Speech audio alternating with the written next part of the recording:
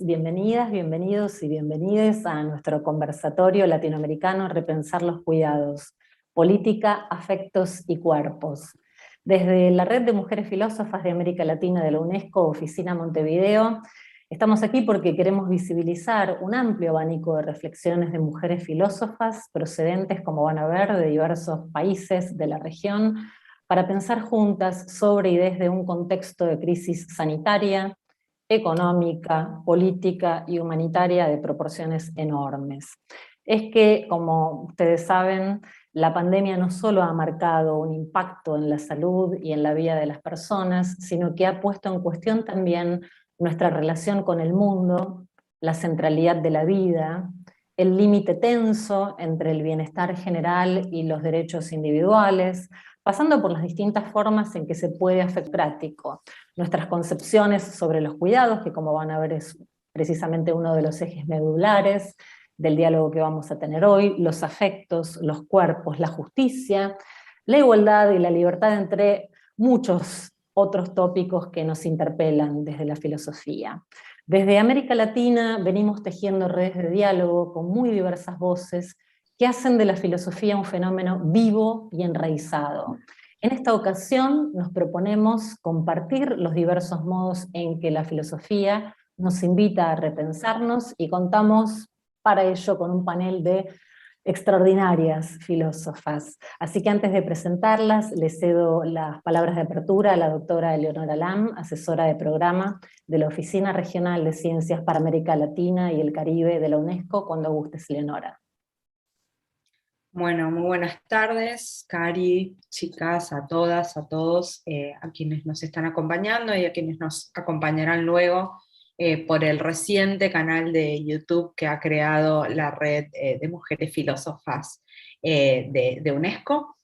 Para la Oficina Regional de Ciencias de UNESCO es un placer cobijar esta maravillosa red que trabaja para promover los conocimientos filosóficos, sobre todo en el marco de los derechos de las mujeres en toda Latinoamérica y Caribe. Creemos que los debates que promueve esta red son fundamentales y el de hoy se nos presenta más fundamental que nunca, ¿no? Hablar de cuidados en un contexto de pandemia es imprescindible y hablar de cuidados en un contexto de pandemia es hoy creo que interpelante. Si hay algo que nos ha mostrado la pandemia es no solo la desproporción de trabajo de cuidado que realizamos las mujeres respecto de los varones, y todas las consecuencias que eso conlleva, sino también lo que implica el tiempo, la dedicación, el costo, y todo lo que genera la dedicación y el trabajo. Pero fuera de ese aspecto también nos ha demostrado la necesidad de un autocuidado, la necesidad de un cuidado respecto de la otra persona, la necesidad de establecer una política de cuidados integrales, y lo más básico de todo, que es que en este mundo nadie se salva solo ni sola, entonces la necesidad de establecer un cuidado generalizado en la sociedad para poder salir en algún momento de esta enorme crisis que no, como decía Karin, no es solo de salud, sino también es social, es económica, y es a niveles pocas veces conocido en la historia de nuestra humanidad. Entonces celebro que hablemos de cuidado, celebro que lo relacionemos con nuestros cuerpos y con nuestros afectos, celebro que tengamos presente esta palabra y todo lo que implica, en un momento en el que la vida también corre a otros ritmos y pareciera que todo es instantáneo. Entonces dedicar este espacio para contemplar y para analizar el cuidado en toda su magnitud es muy bienvenida. Así que yo no les quiero robar más tiempo, las admiro, las sigo, y las respeto muchísimo a todas las prestigiosas panelistas que hoy nos acompañan. Te agradezco mucho, Cari, en nombre de UNESCO por coordinar y por organizar este valioso conversatorio. Así que me quedo escuchándolas y disfrutando de este intercambio. Muchas gracias. Muchas gracias a vos, Ele, por tan generosas palabras. Bueno, sin más, vamos a pasar entonces a presentarles a quienes conforman nuestro panel. Contamos con la presencia de Carolina Araujo, profesora asociada del Departamento de Filosofía de la Universidad Federal de Río de Janeiro e investigadora del Consejo Nacional de Naciones. La indagación de Carolina se concentra especialmente en filosofía antigua, psicología moral y metafísica. Carolina es asimismo integrante fundadora y administradora de la Red Brasileña de Mujeres Filósofas. Nos acompaña también Alejandra Castillo, profesora titular del Departamento de Filosofía de la Universidad Metropolitana de Ciencias de la Educación de Chile, directora de la revista cultural Papel Máquina y de la colección Archivo Feminista de la editorial Palinodia. Entre sus últimas publicaciones se cuenta La República Masculina y la Promesa Igualitaria, salida precisamente este año, 2021. Se encuentra también con nosotros Ángeles Eraña, investigadora del Instituto de Investigaciones Filosóficas de la Universidad Nacional Autónoma de México. Sus áreas de trabajo son la epistemología y la metafísica social, aunque Ángeles también ha trabajado temas de filosofía de la mente y ciencias cognitivas, además de tópicos vinculados con la filosofía de las ciencias sociales. Es integrante fundadora de la Red Mexicana de Mujeres Filósofas y también acaba de publicar un libro. Se trata de Un mundo que hila personas o de la inexistencia de la paradoja individuo-sociedad. Y se encuentra también con nosotros la doctora Senda Sferco, doctora en Ciencias Sociales de la Universidad Nacional de Quilmes, Argentina, y doctora en Filosofía por la Universidad París 8, Francia. Senda es investigadora adjunta del CONICET, estudiosa del campo del pensamiento francés filosófico y político contemporáneo. Se ha especializado en el pensamiento de Michel Foucault, en sus interlocutores y recepciones actuales, para indagar la temporalidad que rige la producción de subjetividad y de acción política en nuestros días. Bueno, finalmente Laura Quintana, querida filósofa colombiana, que ustedes habrán visto anunciada en el programa, no ha podido estar presente por razones de fuerza mayor, estamos atravesadas por la contingencia. Seguramente Laura se nos unirá en una próxima ocasión y aprovechamos para enviarle un abrazo, y fundamentalmente ahora quisiera agradecerles enormemente a todas por sumarse a este diálogo. Le contamos entonces a nuestro auditorio que desde un formato de participaciones que pensamos breves, con un formato de diálogo y escucha, cada una de las panelistas va a intervenir a partir de dos preguntas centrales en torno al eje que nos convoca, y luego la idea es tener un tiempo destinado a preguntas y comentarios del auditorio. Así que, sin más, lanzamos la primera invitación, que es entonces a que reflexionemos juntas sobre cómo piensan la relación entre la política, los cuerpos y los afectos, en especial desde nuestro contexto regional, y en tal sentido le agradecemos nuevamente y le damos la palabra a la doctora Ángeles Eraña. Ángeles, cuando gustes, por favor. Gracias, Karina, y gracias a Eleonora por organizar esto. Es un honor para mí estar en este panel de mujeres a las que yo también admiro a todas, incluidas las que nos invitaron. Entonces, bueno, voy a atender la pregunta, y para responderla, últimamente, y es algo que he aprendido con el tiempo, es que me interesa mucho tratar de atender estas preguntas desde una metodología que se conoce como la vía negativa. Y básicamente la idea es pensar la relación que nos proponen pensar en función de la realidad que en ella se actualiza o se pone en marcha. Por eso quiero empezar dibujando un panorama que es desolador, pero pues nuestra realidad así lo es, pero que creo yo nos permite ver, para después pensar con cuidado, cómo la política, por lo menos como se ejerce hoy, menosprecia los cuerpos y entumece los afectos.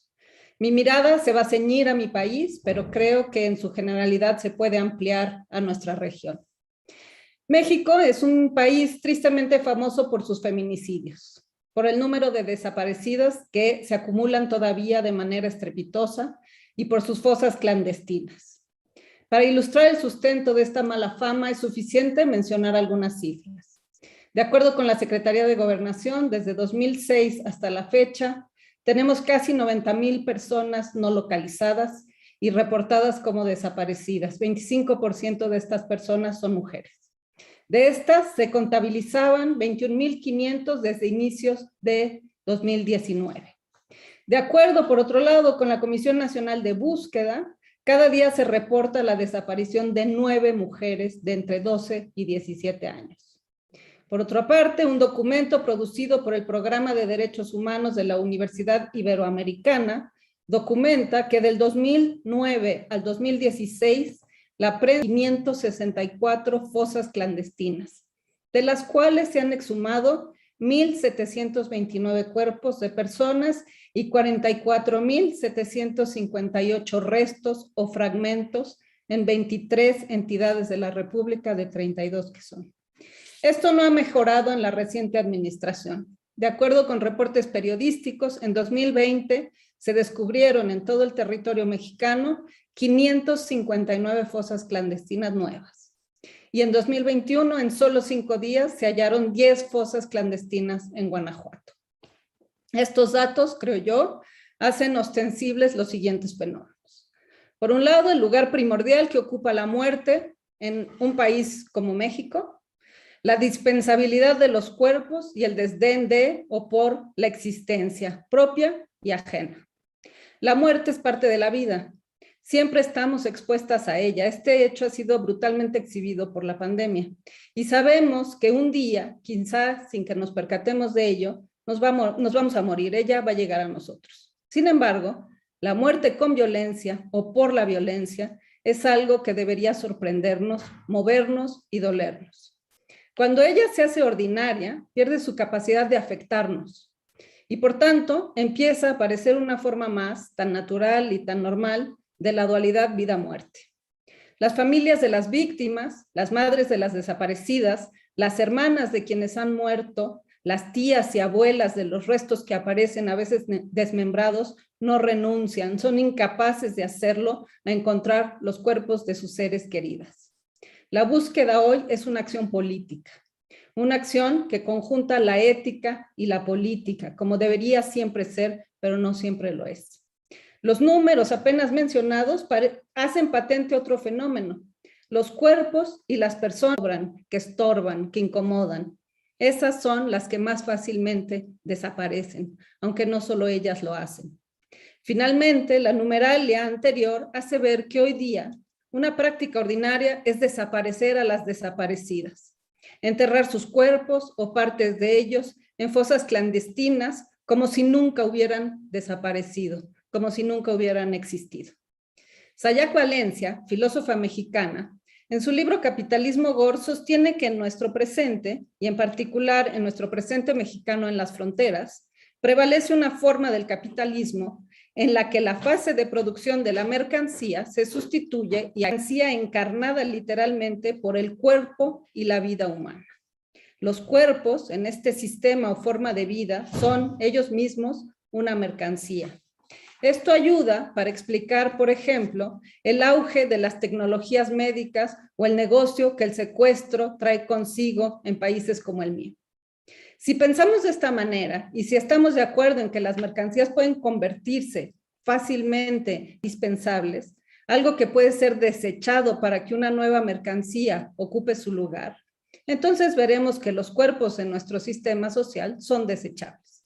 Y si antes dije que algunos cuerpos son más descartables, en México hoy todas fácilmente podemos ocupar ese lugar.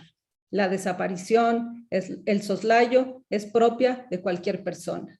Todas somos potenciales víctimas. Lo anterior se puede explicar de diversas maneras. Una es la que nos ofrece Sayac Valencia y con la que estoy de acuerdo. El capitalismo a propiedad de promover la violencia y de hacerla aparecer como algo ordinario. Pero a esto quizá valga la pena añadirle el hecho de que el capitalismo, en cualquiera de sus presentaciones, va siempre atado a la guerra. Y hoy vivimos una guerra con rostro peculiar sobre todo porque oculta su cara bélica. Varios autores han argumentado en esta dirección, pero el subcomandante Marcos lo ha dicho de manera clara. La guerra que vivimos en el pero que se aloja en lugares distintos y particulares por periodos específicos, siempre con pretextos diferentes, tiene una característica fundamental. Busca generar procesos de destrucción, despoblamiento, para después llevar a cabo una reconstrucción, reordenamiento del territorio con la finalidad de abrir nuevos mercados y modernizar los existentes. La guerra y la transformación de los cuerpos en mercancías han llevado a construir personas solitarias y con dificultades de sentirse afectadas por su entorno inmediato. El desapego como forma de la libertad, como virtud individual. Aquí vivimos desafectadas. Aquí la política se encarga de gestionar la diferencia, se esfuerza por homogeneizar, por desaparecer lo que nos singulariza, por desaparecernos. Esta realidad creo yo que necesita ser transformada. Esto es, requiere de un ejercicio de la política que nos permita honrar los cuerpos y recuperar los afectos para con ello redignificarnos como personas. Tenemos que recuperarnos a nosotras mismas y dejarnos afectar por las otras, por lo otro. Para pensar en esto, creo yo que vale la pena en el sentido de poder mirarnos, en el sentido de poder mirarnos en las otras y de mirar a las otras como siendo otras, con quienes podemos identificarnos o de quienes podemos extrañarnos y descubrir muchas novedades. E involucra una vulnerabilidad singular que se anida en un cuerpo, el mío, el que me particulariza. Nuestros cuerpos, creo yo, nos exhiben, nos muestran. Ellos también nos dejan mirar a las otras. Es ahí donde se dejan ver las vulnerabilidades propias y ajenas. Descubrirlas nos produce un determinado efecto, nos afecta. Es así, y si pensamos como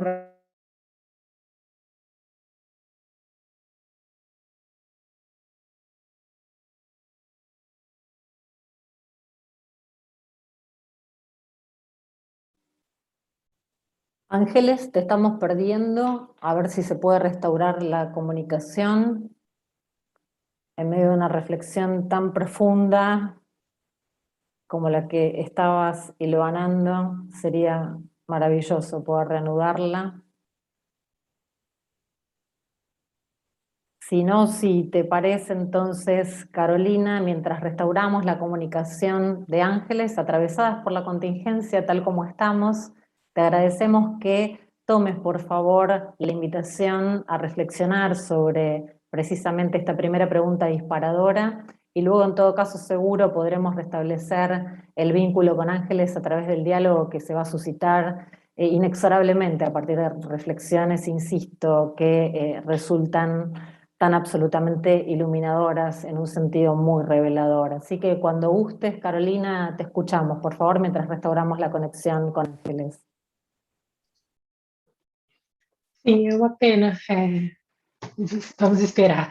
Bom, eu começo agradecendo a Karina e a Rede Latino-Americana de Mulheres Filósofas pelo convite, também a Unesco e a Eleonora Lam. É uma alegria estar aqui hoje. Como a minha língua é uma língua minoritária, eu acho que ajuda que eu preparei um pequeno grupo de slides, até porque eu queria projetar alguns dados para vocês sobre essas situações regionais que talvez estimulem nosso debate, né? Bom, eu queria falar um pouquinho sobre políticas de cuidado. Eu acho que quando o nosso olhar filosófico para a situação que nós temos sempre pensa em o que são políticas, que não são só institucionais, mas são comunitárias, e isso me interessa, né? Eu queria começar falando com vocês um pouquinho sobre o impacto da pandemia, bem regionalmente, né? E bem localmente. Então, vocês podem ver nesse dado feito por uma pesquisa sobre produtividade acadêmica durante a pandemia, que, começando falando do nosso lugar mesmo, que é um lugar acadêmico, né? Do impacto que a pandemia tem sobre a atividade acadêmica e como ela é diferenciada em termos de gênero, de raça e da parentalidade, né? Se vocês podem ver aí, as mulheres negras são as pessoas mais afetadas pela pandemia, as mulheres negras acadêmicas, na sua capacidade de produzir resultados sobre as suas pesquisas, mas, de uma maneira geral, são as mulheres com filhos, né? Mulheres negras com filhos, mulheres brancas com filhos, e isso tem um impacto muito maior na nossa atividade. Então, isso fala aqui do nosso lugar, começa falando do nosso lugar, que é um lugar privilegiado na sociedade, enquanto pesquisadores e pesquisadoras, isso no Brasil, né? Se a gente puder tirar uma versão mais ampla, né? A gente pode ver o impacto da pandemia, isso foi no ano passado, né? O impacto da pandemia no mercado de trabalho brasileiro, e que houve uma retração muitíssimo grande, o Brasil está sofrendo uma crise de emprego muito importante, mas as mulheres perderam fortemente as suas posições de trabalho, né? Isso porque boa parte das posições de trabalho das mulheres são as empregadas domésticas, muitas empregadas domésticas no Brasil perderam o seu trabalho, mas também por causa das funções de cuidado. Bom, as empregadas domésticas sendo uma profissão de cuidado, né? Mas também porque as mulheres têm funções de cuidados que estão limitando a sua participação no mercado de trabalho. Se a gente puder analisar as relações entre as funções de cuidado e estudo e emprego, isso é bastante importante. Um indicador social do Instituto Brasileiro de Geografia e Estatística sobre por que jovens não estudam ou jovens que não estudam trabalho não buscam emprego. Então, por que tem tantos desempregados que não estão sequer buscando emprego? A gente vê que a causa importante das mulheres não buscarem emprego e não estarem buscando emprego é a função de cuidado da casa e da família, né? Isso não é absolutamente incomparável com o número de homens, como quando a resposta são os homens, né? 1,2% dos homens não buscam trabalho por causa disso, 35% das mulheres. Essa é a razão mais fundamental de por que as mulheres não estão trabalhando, né? Por outro lado, por que as mulheres não estão estudando? Por exemplo, mulheres que não concluíram o ensino médio, né? Assim, 39% das mulheres não concluíram o ensino médio, não concluíram porque têm que cuidar da casa e da família, né? Então, a gente vê que as funções de cuidado, elas são a grande justificativa para a ausência das mulheres no mercado de trabalho, nos estudos, e como a gente viu no impacto da pandemia, né, é a função de cuidado dos filhos, em particular, que está marcando fortemente os trabalhos, né? Bom, isso nos leva, eu acho que tem levado há bastante tempo a uma discussão grande sobre o que é trabalho reprodutivo, né? Assim, essas pessoas não estão trabalhando ou estudando porque elas estão dedicadas ao trabalho reprodutivo, e o que são políticas para lidar com essa desigualdade e que o trabalho reprodutivo nos impõe, né? Há bastante tempo há um movimento pela remuneração do trabalho reprodutivo, e ele tem diversas faces, né? Eu queria ponderar com vocês essas faces. A mais proeminente delas é a ideia de que o capital deve pagar pelo trabalho reprodutivo. Isso é alguma coisa que a Nancy Fraser, por exemplo, defende, né? É o capital que deve pagar pelo trabalho reprodutivo, uma vez que a reprodução social é um trabalho que a reprodução social é o que garante a manutenção do capitalismo, né? A gente tem outros outras ideias, né, de que outras versões desse tipo de política de remuneração do trabalho reprodutivo, por exemplo, sendo a família, né? Isso era mais ou menos o modelo de bem-estar social que a gente tinha até a década de 50, 60, nos países mais desenvolvidos, é claro, para algumas famílias, né, privilegiadas, em que o cálculo do salário era feito pela família, né? Então, o homem, o pater famílias, recebia um salário que era capaz de pagar pelo trabalho reprodutivo que a mulher fazia, cuidando dos seus filhos, né? Isso já não é mais o caso. Os movimentos de incorporação das mulheres no mercado de trabalho introduziram,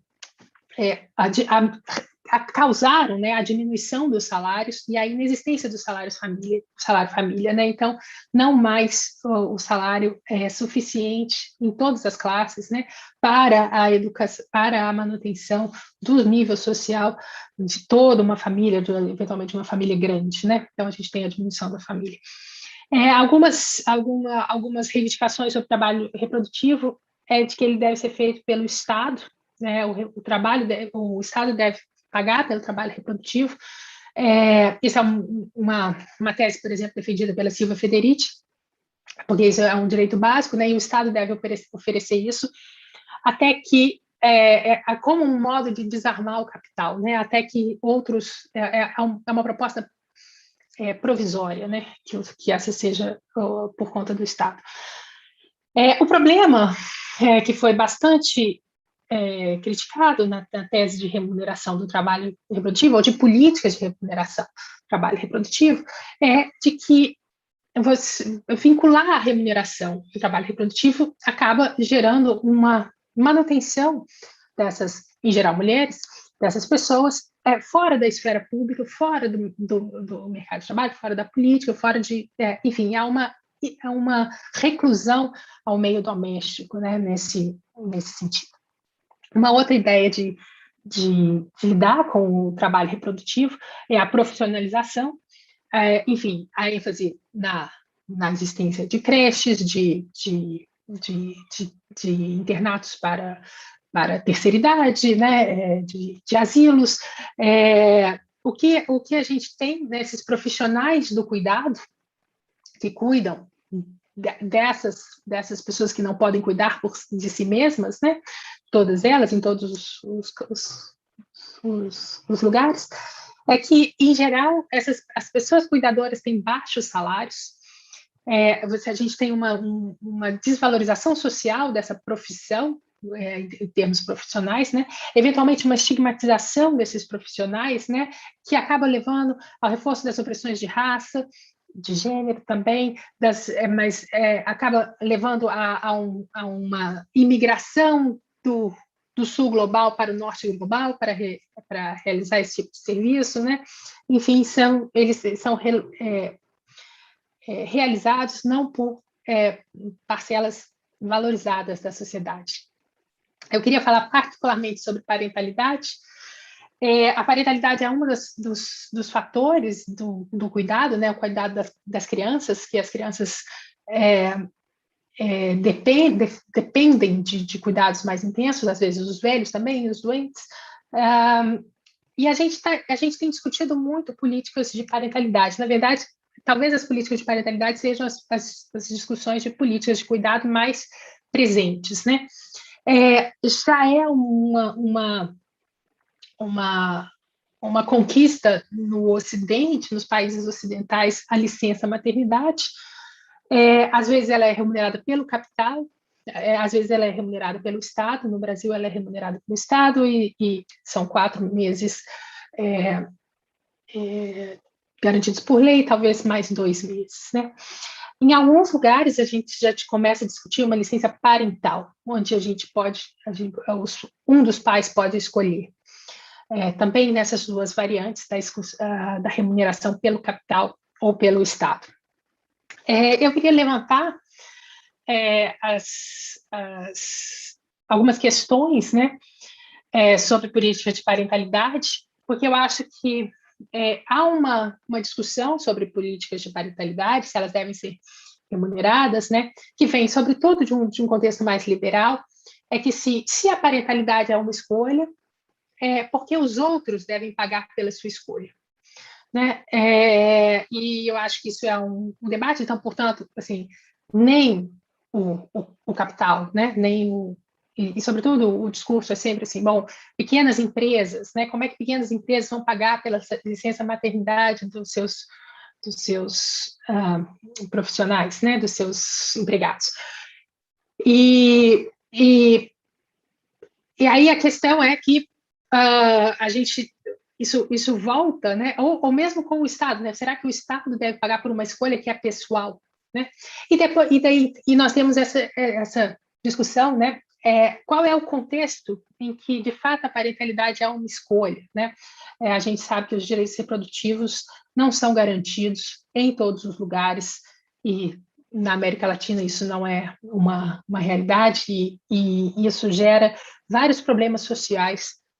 E, por exemplo, essa tese, isso enfraquece a tese de que a parentalidade é uma escolha e que, então, não há por que a sociedade pagar por uma escolha pessoal, né? Então, bom, talvez chegue um momento em que a parentalidade seja uma escolha e talvez seja um momento que a gente possa discutir quem deve pagar pelas escolhas reprodutivas, mas talvez a gente esteja longe disso, né?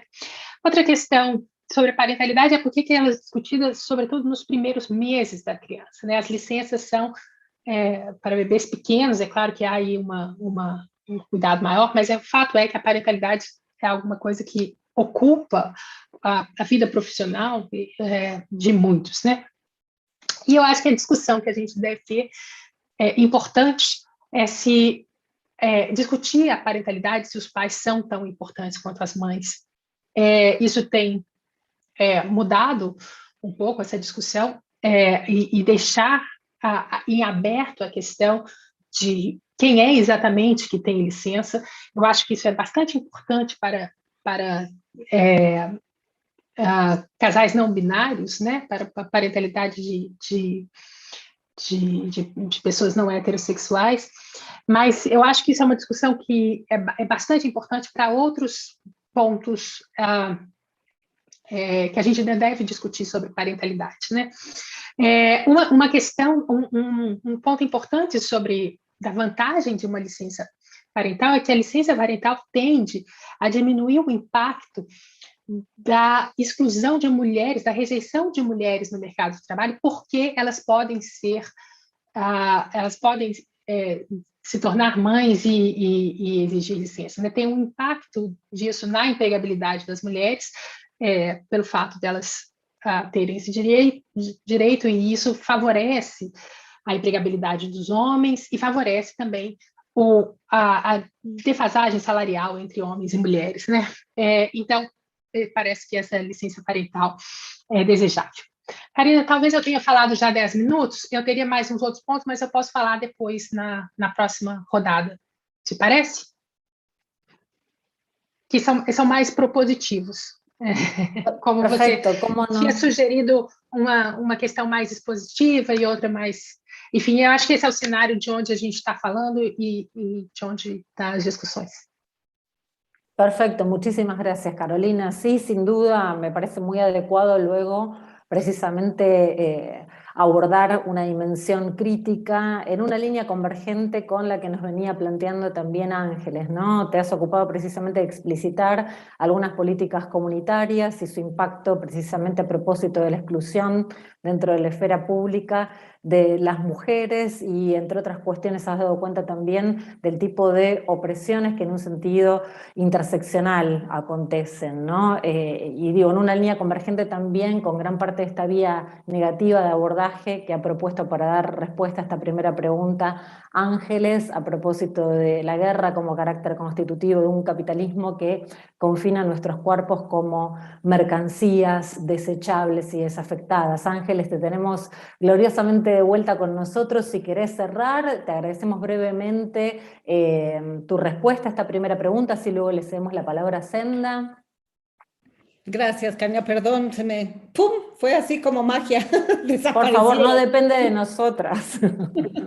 Pues acabo velozmente. Estaba yo hablando un poco de la política como mecanismo de subjetivación y entonces decía yo que si lo pensábamos de esa manera, entonces, y suponemos que los procesos de subjetivación de alguna manera siempre tienen que ver con la otra, en el sentido de que toda yo es siempre una tú.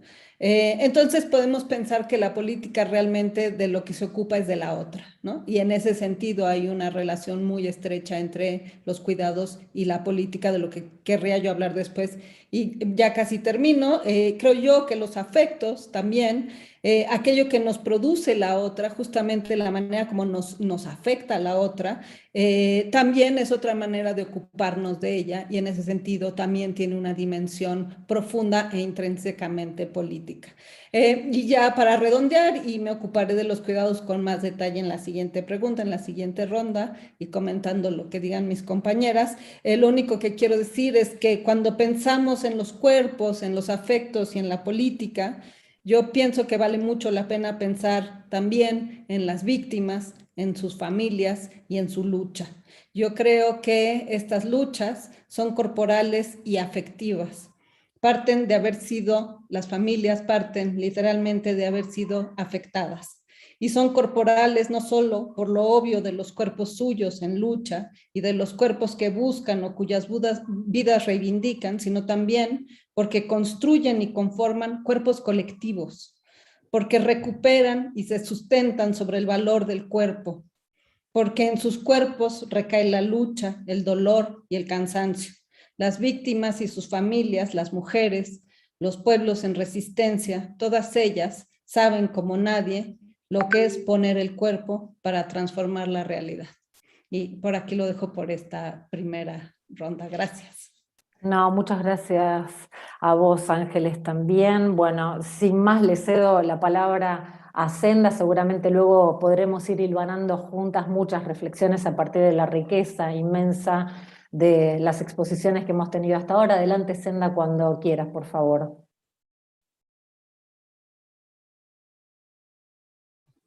¿Ahí se oye bien? Sí, justo estaba hablando, te estaba dando la razón, te estaba diciendo que por supuesto que vamos a seguir dialogando y que te agradezco un montón la invitación a tener parte en esta conversación de lujo, también a Leonora la presentación.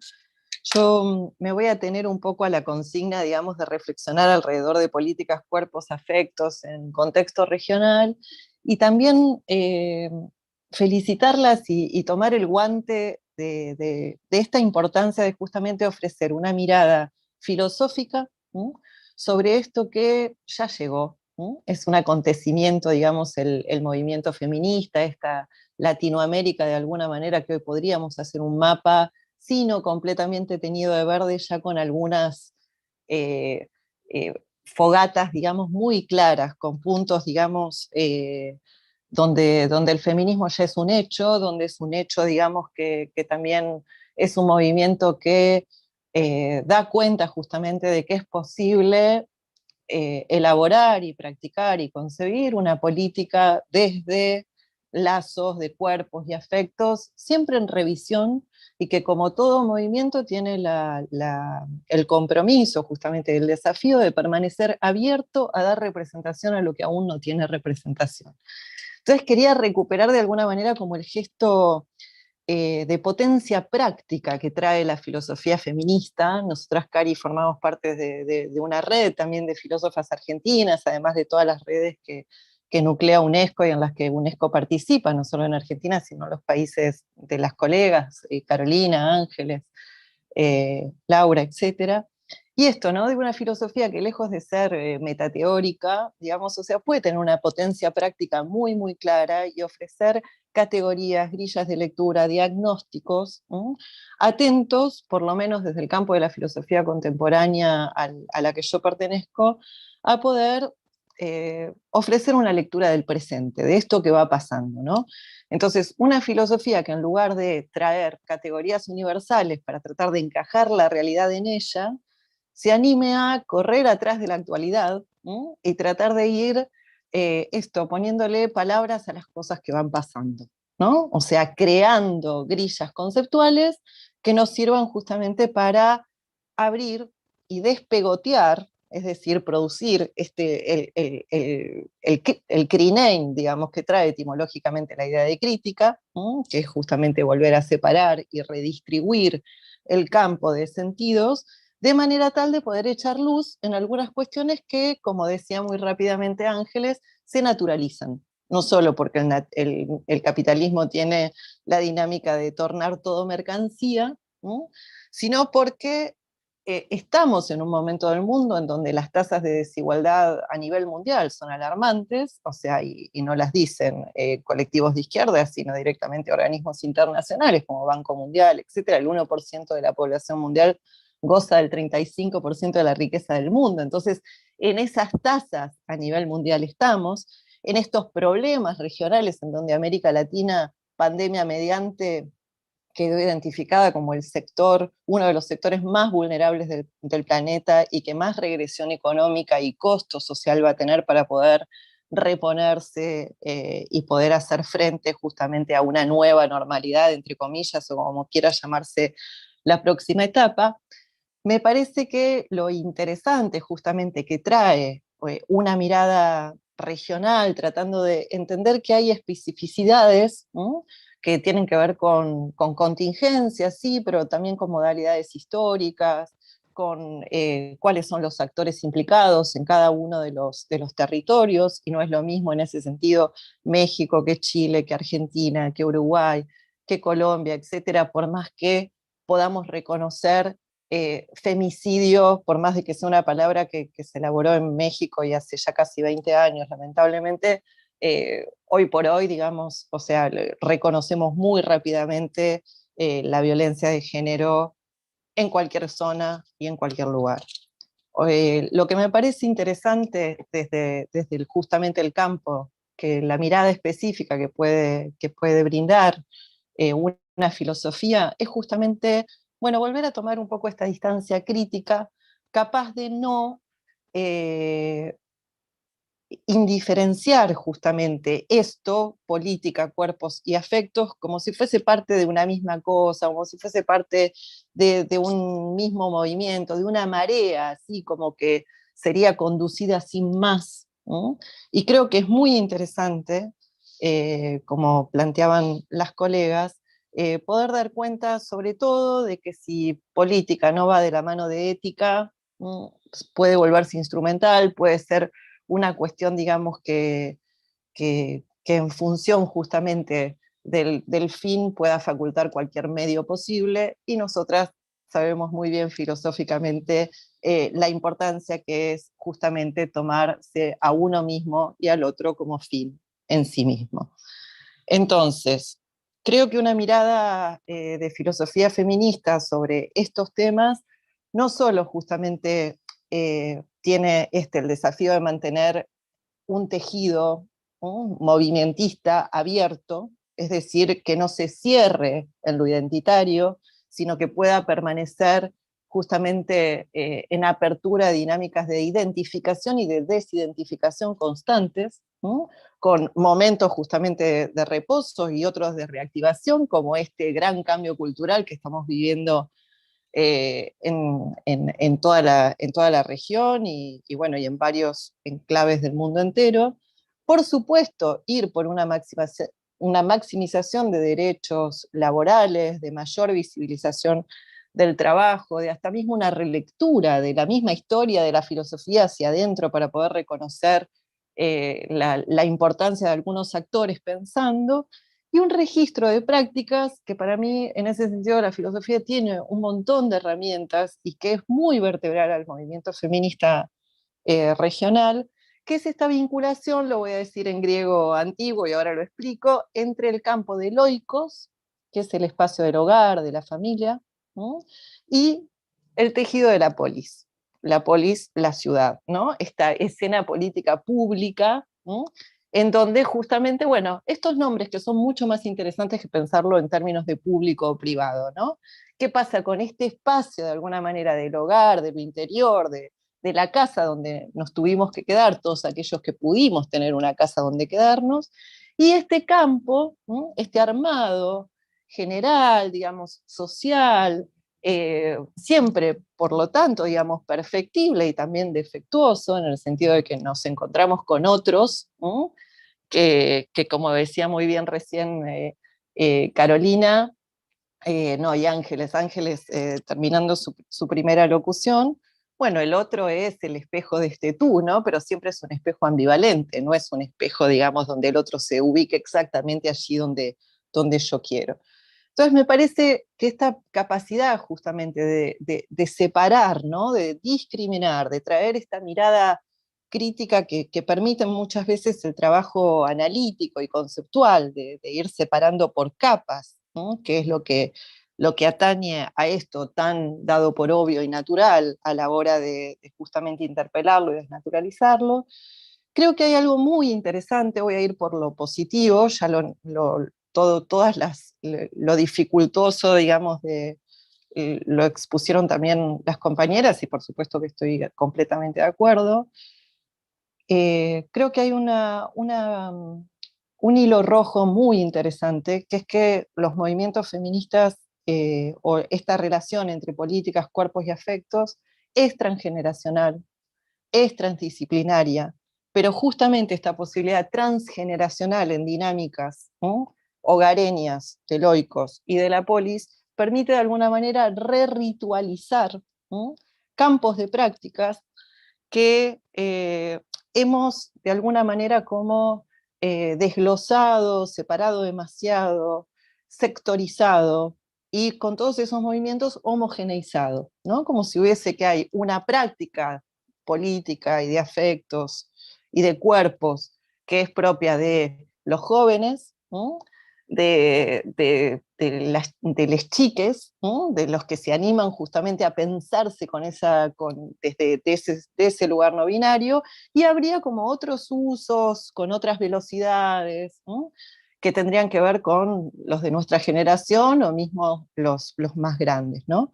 Entonces ya vamos a hablar de cuidados, pero cuando veamos que el cuidado, lejos de ser justamente una dinámica meramente vertical o que suponga nada más que una sola relación, y podemos abrir el concepto de cuidado y pensar justamente intergeneracionalmente y hasta mismo transgenéricamente, en el sentido de que recibimos cuidados, ¿no? Y brindamos cuidados a masculinos, digamos, también, etcétera, y todo eso forma parte de las dinámicas de Loikos y de las de la polis también en la que estamos. Creo que a nivel regional hay una pista muy interesante de cómo eso transgeneracional permite dos cuestiones, voy a decir solo eso. Una, de alguna manera, redevolver, volver a investir de valor el carácter gestante, pero no del cuerpo femenino respecto de una posibilidad reproductiva materna, sino gestante de la vida como espacio de valor.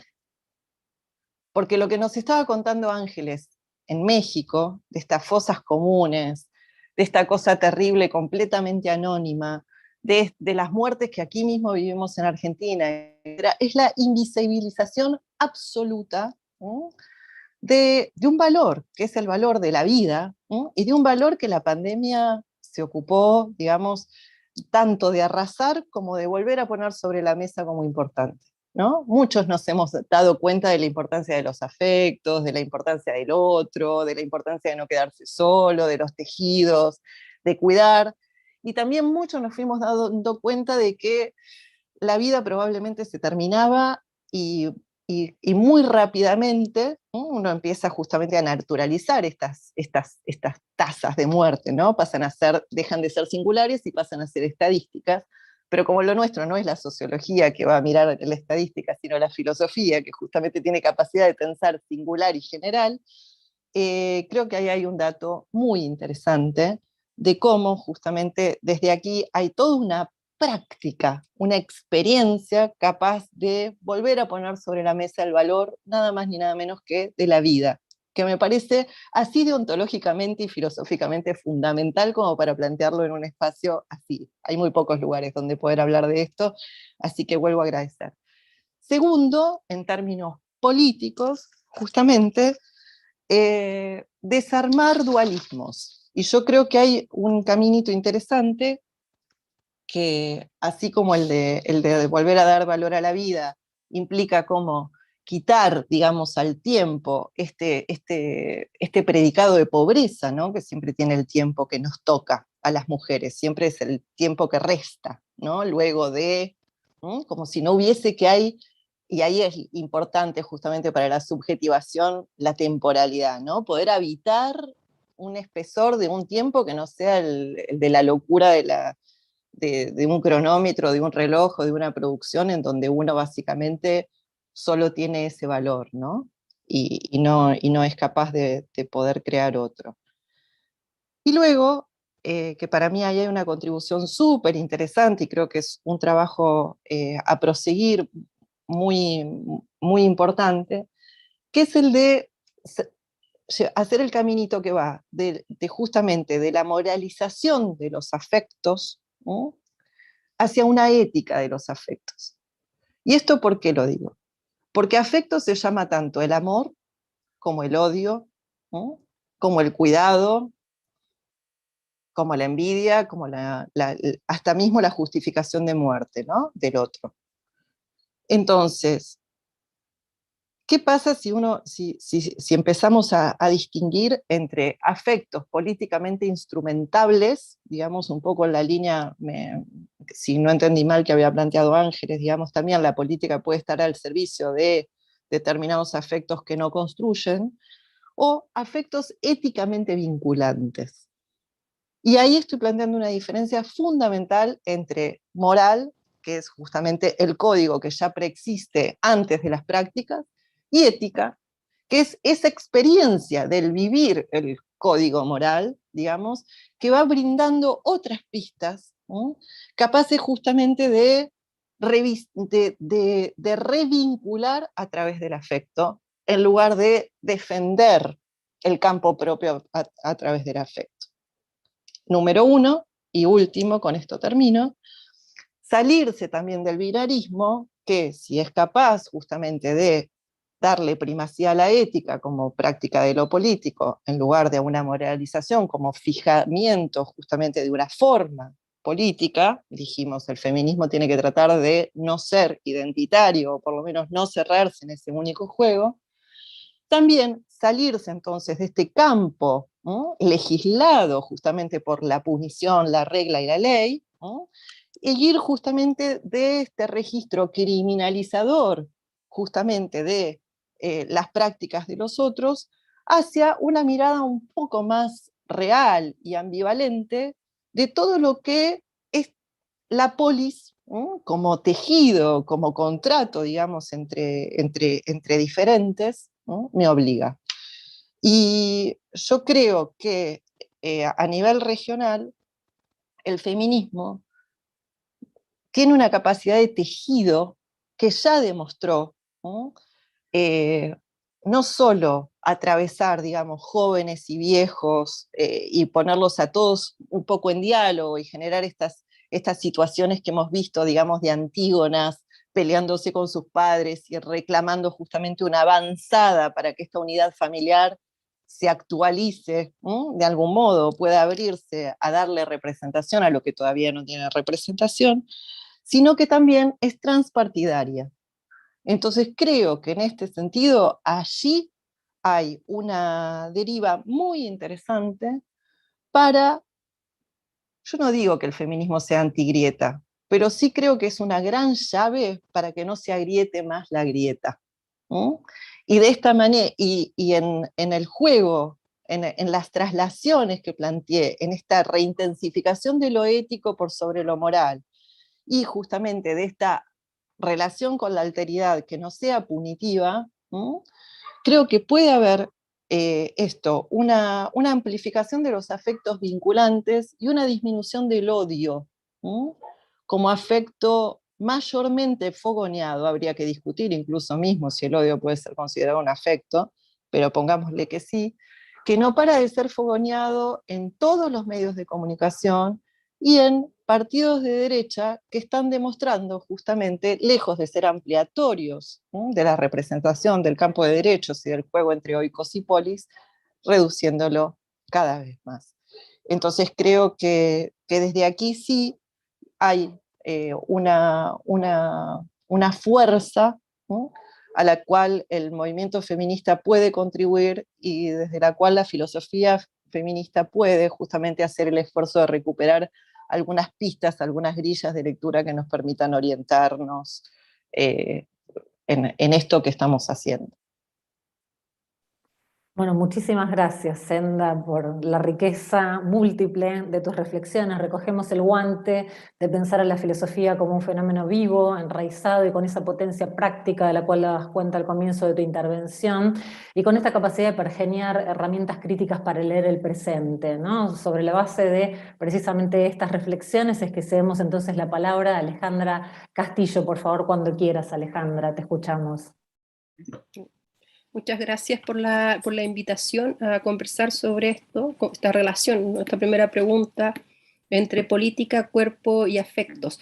Pienso esta relación primero describiendo la política siempre como un orden que narra un cuerpo. La política siempre narra un cuerpo, está siempre narrando un cuerpo. Este cuerpo que narra la política describe una materialidad, ¿no? No es simplemente un conjunto de ideas, sino que esta narración de la política va describiendo materialmente un cuerpo. Esta materialidad la entiendo como un conjunto de zonas que describen y que de alguna manera rozan, ¿no?, espacios desde el orden tecnológico, la economía, lo visual, la literatura, es decir, es un orden material que va dando contorno y visibilidad al cuerpo de la política. De antiguo, y en eso también es parte de la configuración de las repúblicas en América Latina, describen la visibilidad de este cuerpo en términos androcéntricos. Esa de alguna manera es la manera de cómo la política va a narrar el cuerpo en América Latina en términos de un orden político androcéntrico y lumínico. En el sentido es, toda política narra un cuerpo y a su vez también es un orden lumínico que da visibilidad y contorno a ese cuerpo. El cuerpo que da visibilidad la política en América Latina durante el siglo XIX hasta el siglo XX y que tiene un momento de crisis y de transformación a partir de la segunda mitad del siglo XX y que hoy es evidente, ¿no?, esa crisis de ese cuerpo que se constituye, va a de alguna manera a poner en escena ese cuerpo, esa ordenación androcéntrica que podría ser descrita como una corpopolítica. En ese sentido, toda política es una corpopolítica, no es distinta a un cuerpo que se narra. Y a su vez ese cuerpo figura un cuerpo. Este cuerpo figurado establece y describe instituciones y un dispositivo de género. Este dispositivo de género que se narra desde el siglo XIX, pensemos acá en América Latina, desde la metáfora de la diferencia sexual natural. Esta diferencia, esta diferencia entendida como un orden sexual natural, empieza de alguna manera a tramarse con una metáfora mayor que es un orden reproductivo, ¿no? Hay una configuración de una cuerpo política que narra de manera doble instituciones y también el dispositivo de género y los afectos que describen ese orden político. Este dispositivo de género va a vincularse a un conjunto de instituciones. Una de aquellas instituciones es principalmente la familia. El afecto que describe ese orden familiar va a estar anclado a aquella metáfora de la diferencia sexual natural que va a su vez establecer diferencias, ¿no? Diferencias que establecen los márgenes en los cuales se organiza el espacio de la política, lo público, lo privado, el adentro de la familia, el afuera del espacio público, y el afecto que constituye este orden androcéntrico principalmente va a describirse desde cierta ordenación que podríamos vincular a una política del cuidado. Y allí quizás habría que definir de distintas maneras lo que es una política del cuidado, ¿no? Una política del cuidado descrita de este dispositivo androcéntrico, de alguna manera va a poner en el centro el afecto vinculado a la familia y va a asignar roles, lugares y espacios para ambos sexos. El lugar que asigna para las mujeres esta política del cuidado que se empieza a describir desde el siglo XIX va a tener que ver con los afectos vinculados al orden de la diferencia maternal. Y a su vez, esta diferencia maternal va a estar vinculada a un orden y a una explicitación de este cuerpo político que siempre se va a escindir en dos, desde un orden heteronormado, es decir, describe una diferencia sexual natural, establece roles, lugares y a su vez se enmarca en un orden heteronormado. Esta descripción para entender la política, esta corpo política, de alguna manera empieza a transformarse durante el siglo XX, primero por los movimientos políticos feministas de comienzos de siglo en toda América Latina, también se vincula con una transformación de la narración del propio cuerpo de la política, pensemos la segunda mitad del siglo XX con la propia transformación de la definición del cuerpo, ¿no? Allí hay una alteración importante para narrar el cuerpo, pensemos el paso de las metáforas vinculadas de la embriología al paso a la descripción del cuerpo vinculado al código de ADN, ahí hay una transformación radical de cómo se entiende el cuerpo y también cómo se va a empezar a narrar la política desde mediados del siglo XX hasta ahora, y lo que implica también ese cambio de narración, ese cambio y también es un cambio de materialidad para el espacio de la política, va a implicar a su vez una transformación del dispositivo de género, ¿no? En ese sentido, desde mediados del siglo XX hasta ahora hay una transformación de lo que es esta corpo política, como se describe el espacio de la política, entendiendo que lo que se transforma también es el dispositivo de género. Pensemos también a mitad del siglo XX la expansión y el uso de anticonceptivos, ¿no? También esa materialidad empieza también a transformar lo que es el dispositivo de género y también la idea que describe, ¿no? el conjunto de instituciones, y una de ellas es la familia. Esta primera descripción, ¿no? Que podríamos hacer, la podemos vincular del siglo XIX hasta el siglo XX, de alguna manera colapsa o entra en colapso ya, y eso es lo que vemos, ¿no? Lo que han señalado las colegas, ¿no? Una transformación del dispositivo de género y los afectos que describen el espacio de la política. ¿Cuál es el desafío hoy? Es cómo pensamos esta corpo política en términos feministas, ¿no? En el sentido de, hay una transformación de la metáfora de la experiencia sexual, que ya no se entiende en términos de una diferencia sexual natural. Entendemos que la diferencia sexual es una que no necesariamente va a describirse en términos reproductivos, pero lo que tenemos que pensar, y eso creo que sería interesante tenerlo bastante en cuenta, ¿no? ¿Cómo pensamos una corpo política feminista? ¿Qué implicaría, ¿no? Esta corpo política feminista? Creo que esta corpo política feminista debería ir en la dirección, primero, de destramar el espacio y la descripción del cuidado en relación a aquello, ¿no? A la diferencia sexual natural, y eso implica una transformación radical en la producción de conocimientos en los distintos ámbitos. Si pensamos, por ejemplo, desde la psicología evolutiva hasta la filosofía, la idea de cuidado, la idea de amor, la idea de afecto, de algún modo y en algún sentido se vinculan a cierta descripción de lo femenino vinculado al orden a un orden de lo femenino materno. En ese sentido sería necesario, ¿no? Destramar el concepto de cuidado de las formas en las cuales se describe esa palabra, ¿no? Esa metáfora desde un orden sexual natural, que asigna roles, funciones que de alguna manera ya no están desajustados con las prácticas contemporáneas. Y en ese sentido nos encontramos con un modo de producir conocimiento, pensemos en el espacio de la universidad, de las distintas disciplinas,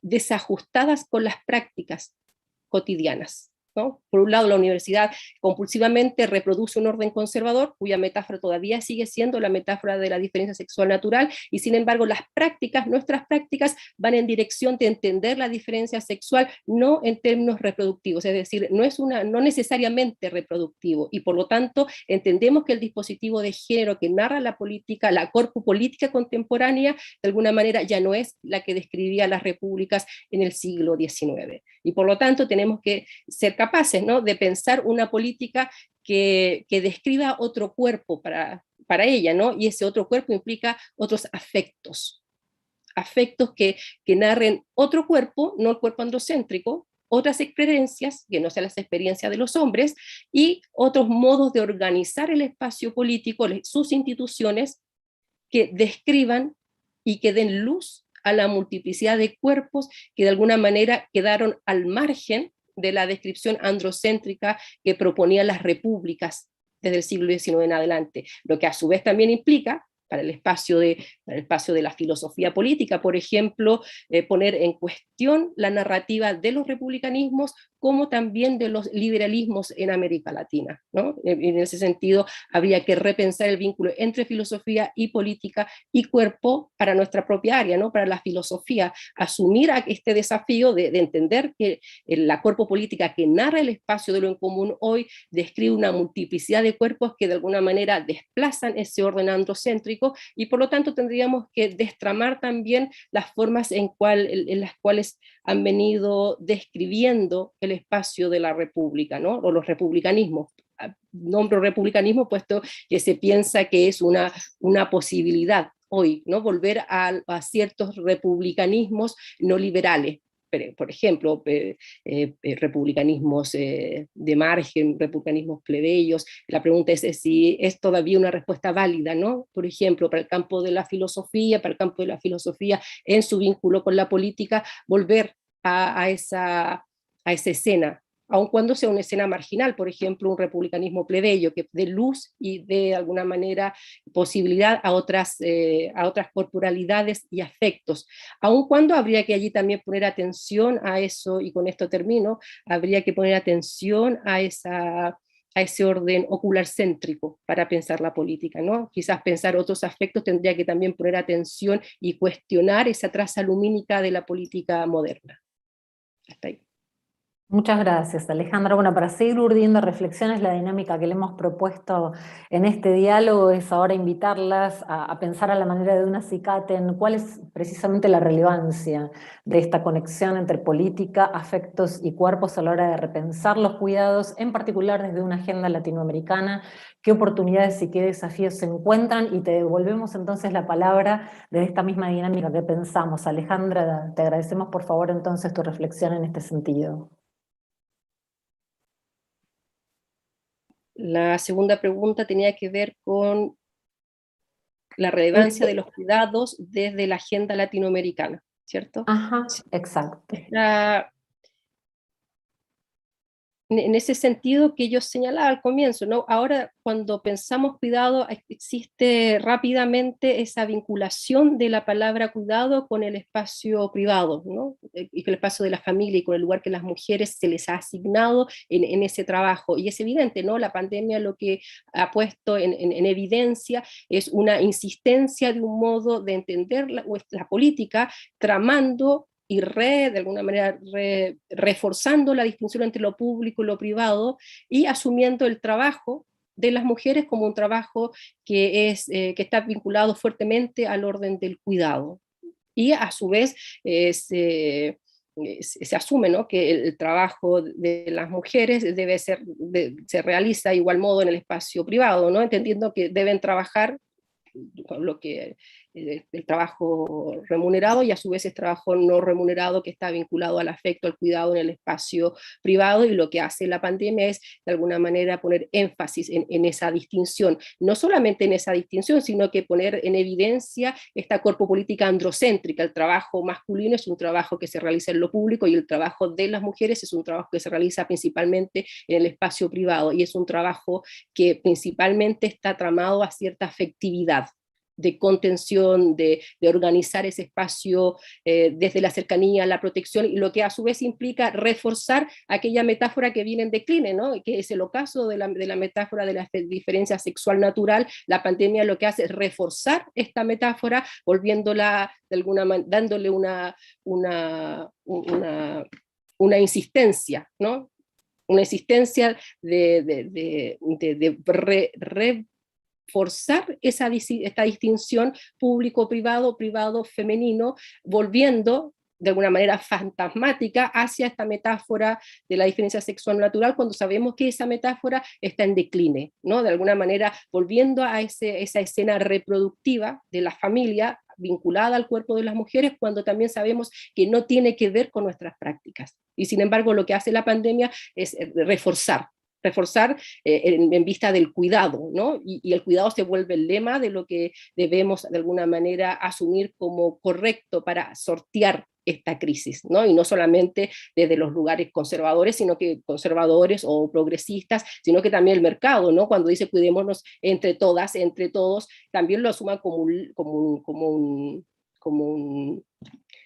lema, ¿no? Por ejemplo, el mercado, cuando asume aquello de cuidémonos entre todos y compremos por delivery, de alguna manera también está asumiendo esta palabra, ¿no? De alguna manera se vuelve el significante vacío de esta escena. ¿Cuál es el significante vacío? El cuidado. De distintos lugares se asume el cuidado como la palabra central para pensar este momento de decepción. Y por lo tanto es relevante, ¿no? Es muy relevante poner atención a qué estamos diciendo por cuidado. Y tenemos que tener también allí un interés especial cuando esta relevancia se describe desde un orden feminista, ¿no? En el sentido de, primero está aquella pulsión, ¿no? De asumir el cuidado como esa necesidad o aquello que de alguna manera nos va a renarrar de otro modo. Yo creo que de alguna manera allí habría que poner mucha atención, puesto que asumir el cuidado también asume una larga genealogía y tradición donde el cuidado no es una política progresista, ¿no? No es una política de transformación, es una política que insiste y describe una ordenación vinculada a una diferencia sexual natural.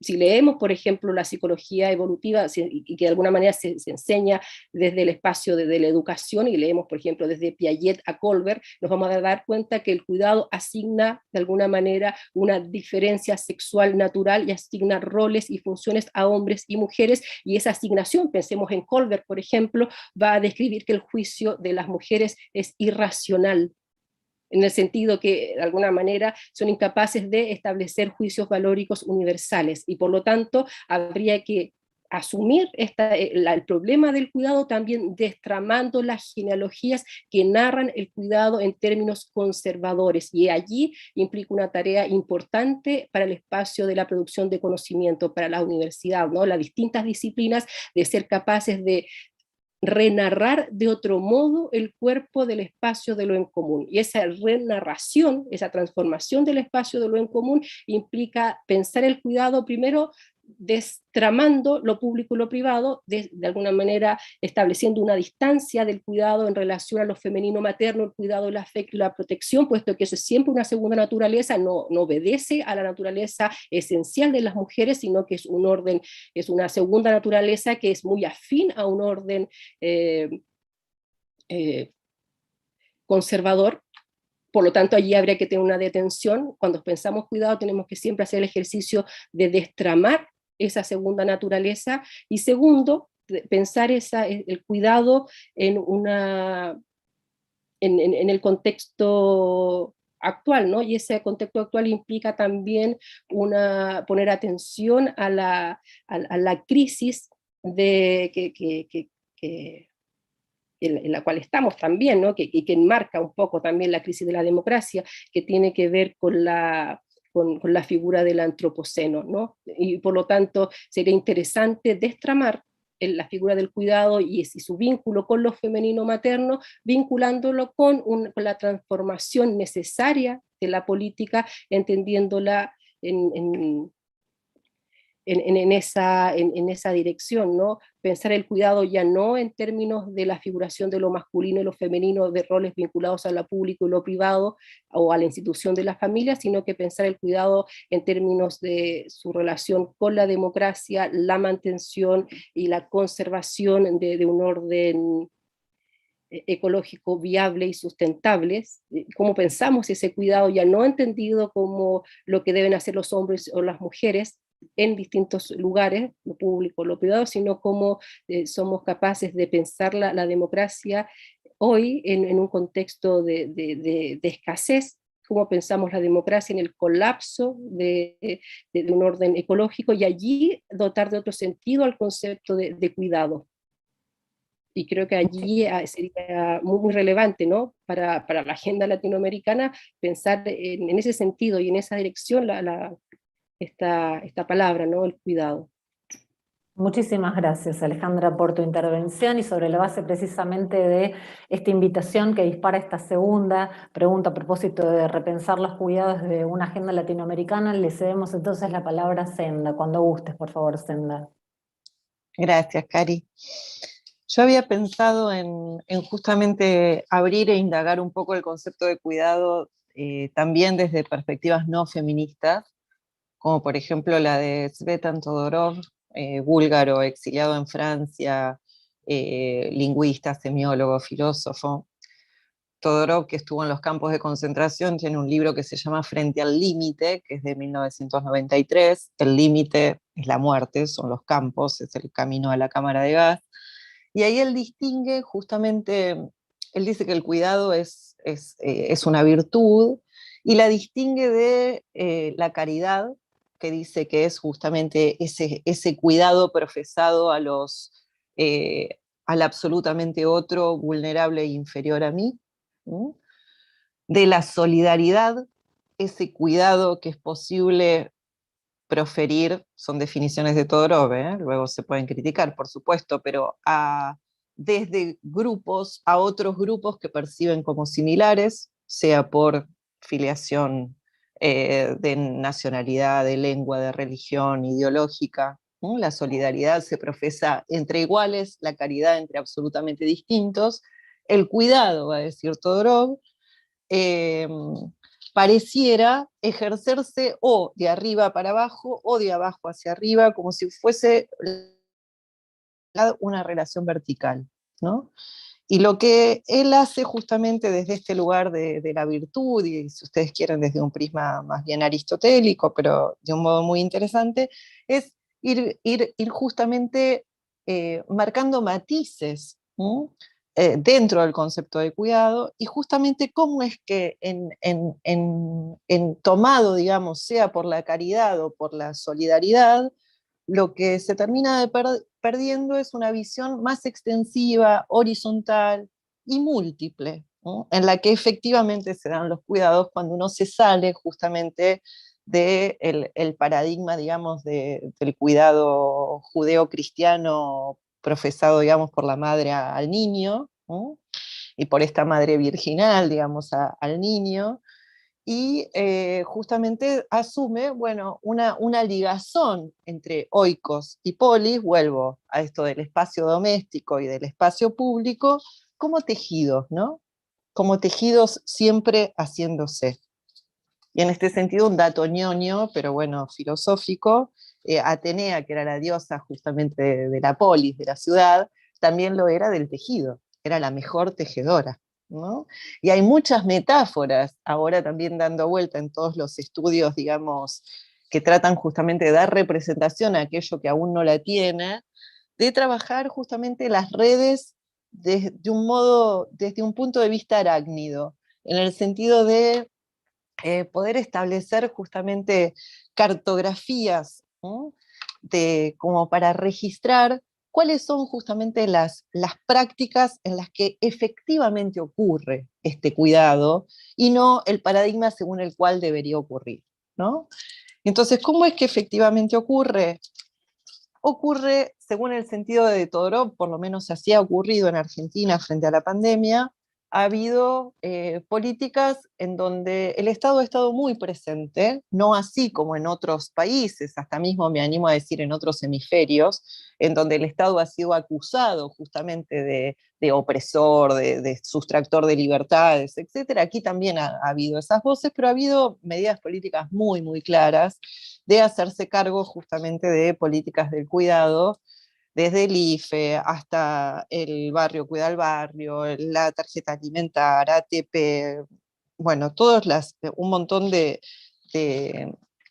políticas públicas muy claras, en donde se enfocaba especialmente justamente en cuidados, en tratar de cuidar el empleo, en tratar de cuidar la posibilidad justamente de cumplir un cumplimiento de la cuarentena, de quedarse en casa, ¿sí? Y en donde poder justamente aplicar, digamos, a determinadas subvenciones, digamos que son históricamente muy importantes en la historia justamente de las planificaciones sociales aquí en Argentina y de emergencia. Aún así, por ejemplo, desde una lógica de la solidaridad, ha habido un montón de grupos sociales que han quedado fuera de esa óptica de cuidado.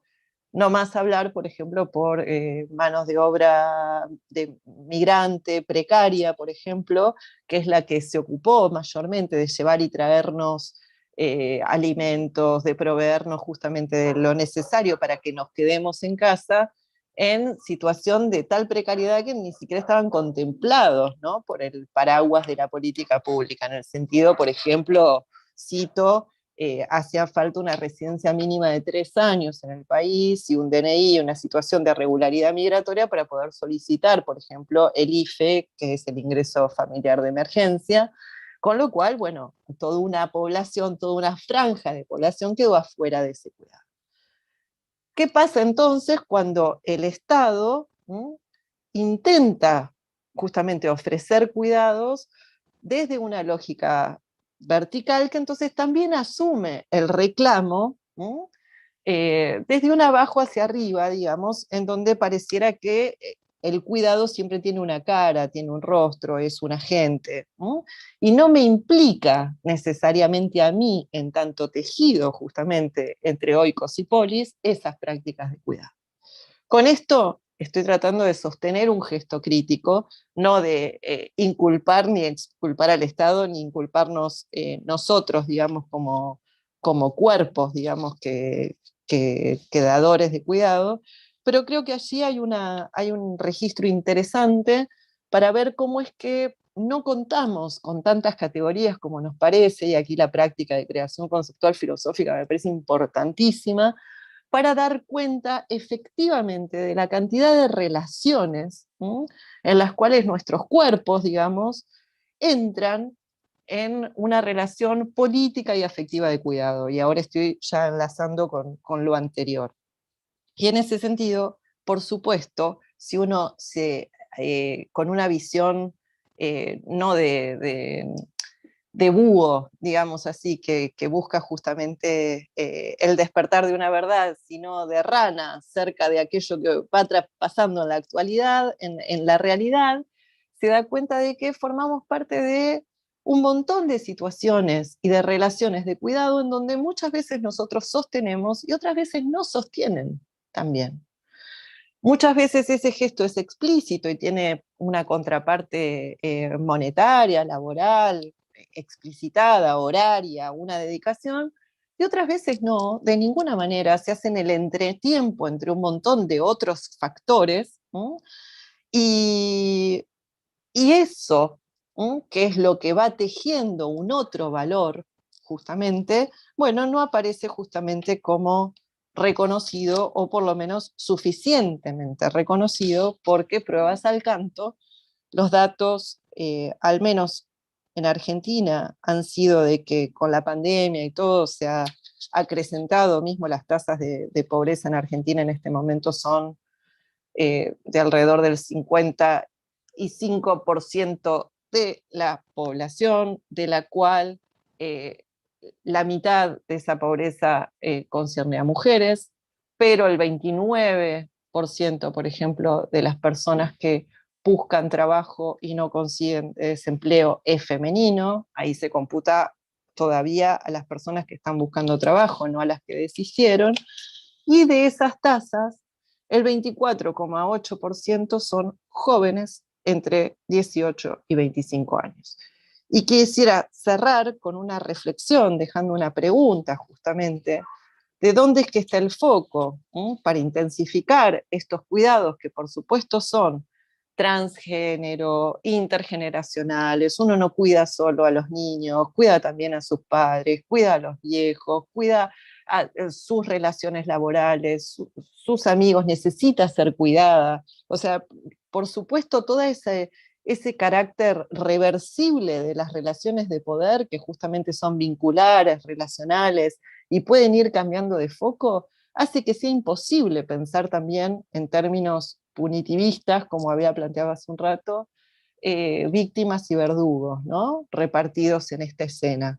Aquí aparece justamente esto, un tejido social mucho más complejo, mucho más interesante, que tal vez pueda poner en foco al cuidado ya no como una práctica concreta, sino como una experiencia, y una experiencia siempre trae, ¿no? Experí es salirse del lugar donde uno está para ver cómo se vincula con el entorno.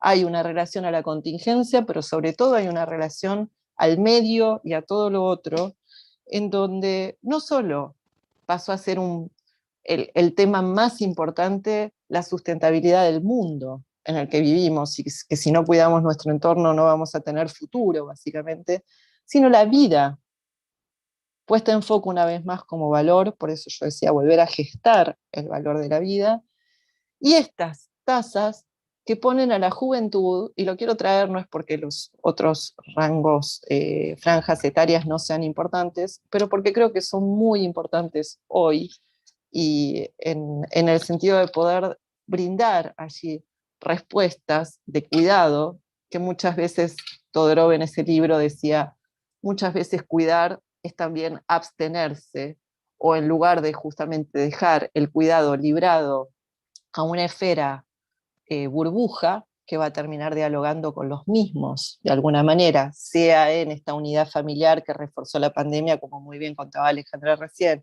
o sea en estas políticas justamente de vecindario a las que nos deja un poco libradas la pandemia, porque hay que moverse entre conocidos, entre iguales, entre personas que por lo menos comparten los mismos espacios de aire, ¿no? A la hora de respirar, y que entonces si hay una enfermedad pueda ser detenida rápido. Creo que es muy interesante para justamente volverle a solicitar al Estado, ¿sí?, políticas de cuidado capaces de justamente hacer que este cuidado no quede replegado en una zona entre iguales, vecinal o familiar, sino que pueda tener justamente esto, al cuidado como una experiencia, digamos, vital y de maximización de vida, ¿no?, de posibilidades, y no al cuidado como única instancia de conservación de la vida. Y creo que esa respuesta no la estamos dando. Creo que en Argentina en este momento es un año electoral y la juventud está en disputa, por lo menos respecto de los sentidos, del modo en el que han vivido estos últimos cuidados, del modo en el cual se pueden imaginar, ¿no?, futuros. No ha sido una experiencia ajena, por lo menos hablo a título personal, digamos, hace 20 años pasé por situaciones más o menos similares, de sentir que había poco cuidado y poco futuro. Creo que hay que justamente priorizar allí, y vuelvo a reforzar, creo que el movimiento feminista, además de intergeneracional, puede ser, no sé si antigrieta, por lo menos contribuir a no reforzarla, y hacer que todos estos esfuerzos deriven hacia lógicas de derecha, por lo menos desafectadas. Gracias, Karina, perdón que Muchísimas me gracias. hice No, muchas largo. Perdón. gracias, Senda, muchas gracias. Y le pasamos la palabra entonces primero a Carolina y luego a Ángeles para que retomen, si son tan amables, por favor, esta segunda pregunta disparadora a propósito de cómo repensar los cuidados de un contexto latinoamericano. Cuando gustes, por favor, Carolina, te escuchamos. Gracias.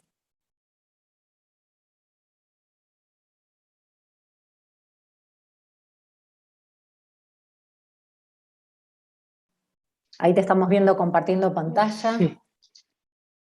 Assim, a primeira parte dessa minha intervenção foi um pouco, seguindo um pouco o roteiro proposto, né, descrever um pouco a relação entre cuidado e política do ponto de vista regional aqui no Brasil, e falando sobre a intervenção das funções de cuidado e do trabalho reprodutivo na exclusão da esfera pública e do trabalho, e da autossuficiência pessoal, uma vez que excluído do trabalho, né?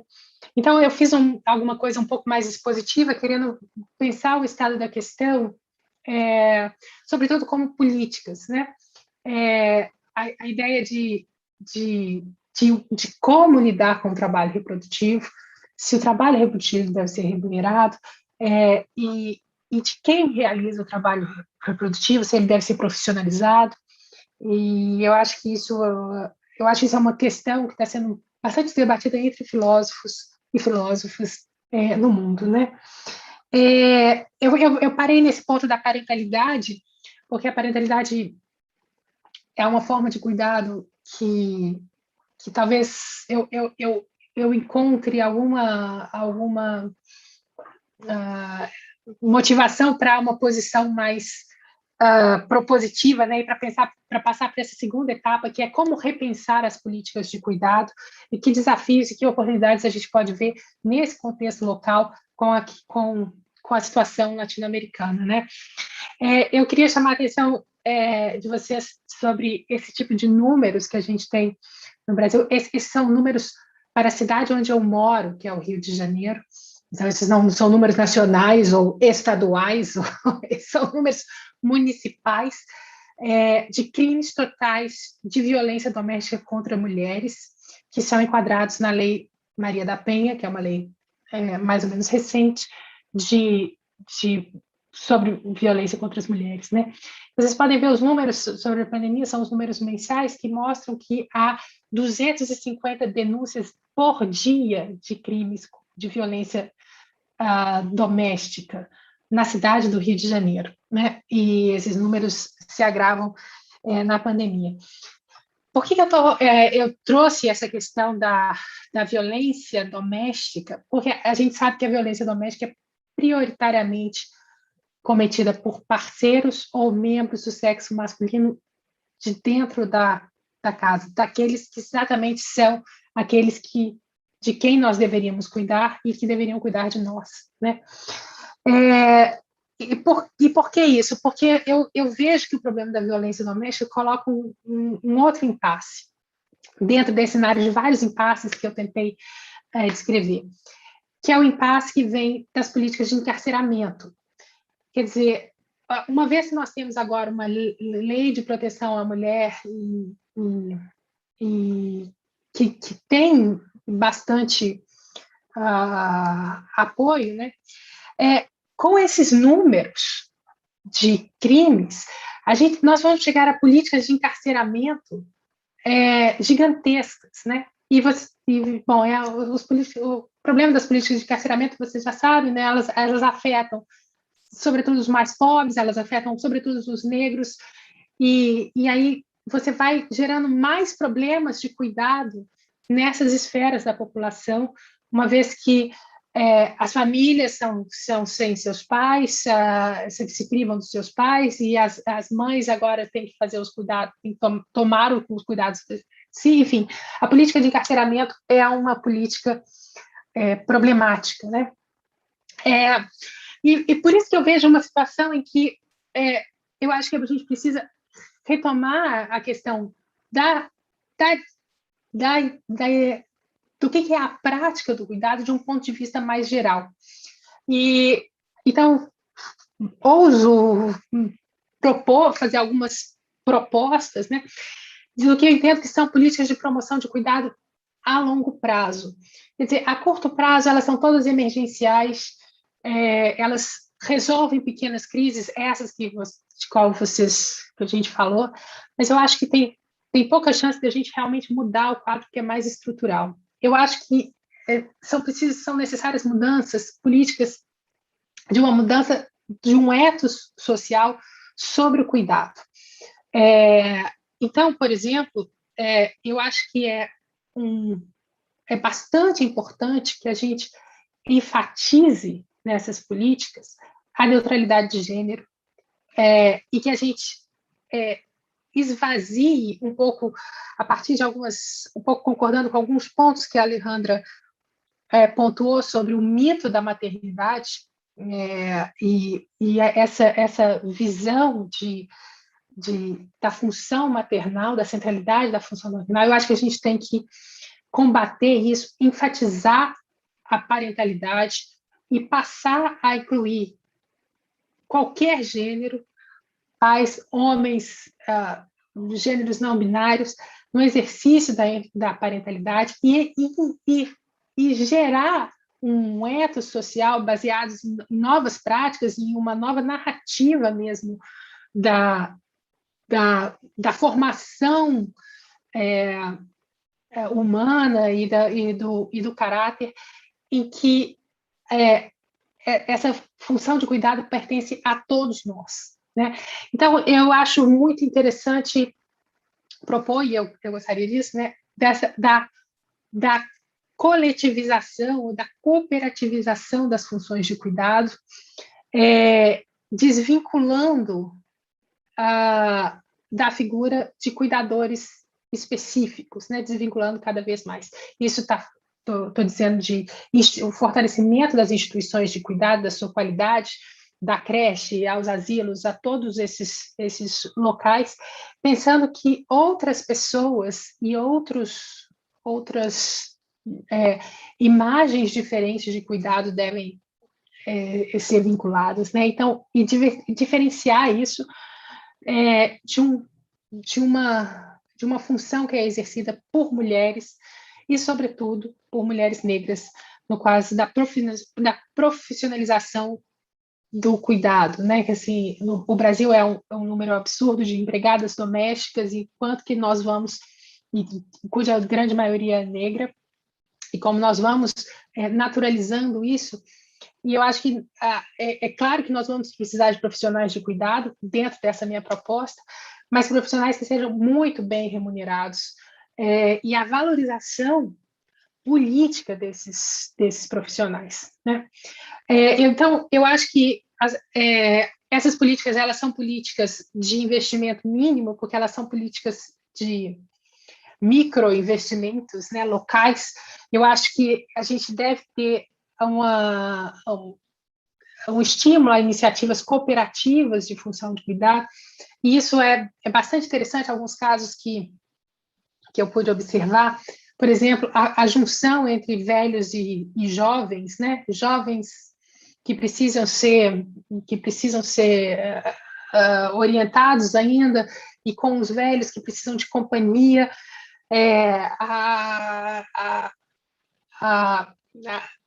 a ênfase em pequenos centros comunitários em que as crianças possam ser cuidadas coletivamente, em horário extraclasse e coisas do tipo, né? Quer dizer, a minha ideia é uma ideia de longo prazo, em que a gente não volte com uma tese de que o trabalho reprodutivo deve ser remunerado e isolado dentro da casa, que ele deve ser profissionalizado, mas profissionalizado de um modo valorizado e que, sobretudo, passa pela cooperação de cada vez mais membros nessa função do cuidado, né? Tirar funções de cuidado de indivíduos específicos, muitas vezes é uma só, as mães solo, que são as grandes atlas do mundo, né? Carregam o mundo nas costas e tem que encontrar meios de fazer tudo isso. Eu acho que a gente tem que distribuir essas funções de cuidado por instituições, por cooperações, por centros comunitários, e eu acho que essas são os tipos de política que talvez sejam mais promissoras. Okay? Obrigada.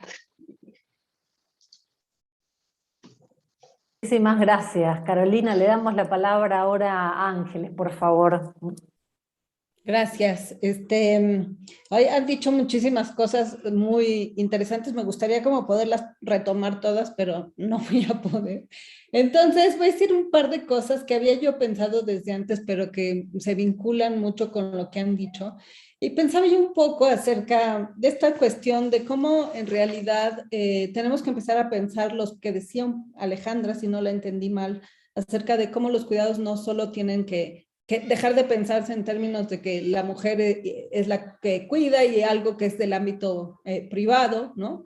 Y entonces la idea de los distintos cuerpos, y desde mi perspectiva en parte, y esto se relaciona con mi intervención anterior, si los cuerpos los dejáramos de pensar como mercancía, o sea, si realmente, pero esto evidentemente requiere una inmensa transformación de nuestra manera de vivir y hacer la política, entonces, y los pensáramos más como parte de aquello que nos singulariza, que hace a cada una la unicidad que es, lo singular que es, entonces quizá podríamos darnos cuenta que los cuidados de lo que se tratan es de atender, promover y de alguna manera proteger esa diversidad, ¿no? Esa diversidad de modos de estar en un cuerpo, de habitar los cuerpos, de expresar los afectos a través de los cuerpos. Y eso yo creo que nos permitiría empezar a repensarlos, ¿no? De manera que no le corresponden a nadie en particular. Y justo en esta estructura reticular o arácnida de la que hablaba Senda, que me gusta muchísimo la metáfora, ¿no? Cómo en realidad quizá valdría mucho la pena y es urgente, y creo que la pandemia lo hace muy evidente, repensar a los cuidados más en términos justo de estructuras de contención, ¿no? De estructuras reticulares que son como telarañas en ese sentido, donde entre todas nos contenemos y también nos soltamos, ¿no? Y un poco como cuidar no necesariamente tiene que ver con proteger, sino también con soltar, con aprender cuándo tenemos que dejar a la otra ir, ¿no? Y en ese sentido creo que la pandemia ha hecho algo muy patente, y es que a veces se confunde o se empalma el cuidado y el miedo, ¿no? Y no solo el miedo que una tiene por cuidarse a sí misma, sino también el miedo que nos imbuyen de fuera, de no salgas, no veas al otro, no hables con la otra, ¿no? Y entonces una cosa que a mí me impresionaba mucho al inicio de la pandemia era salir a hacer una compra y ver cómo las otras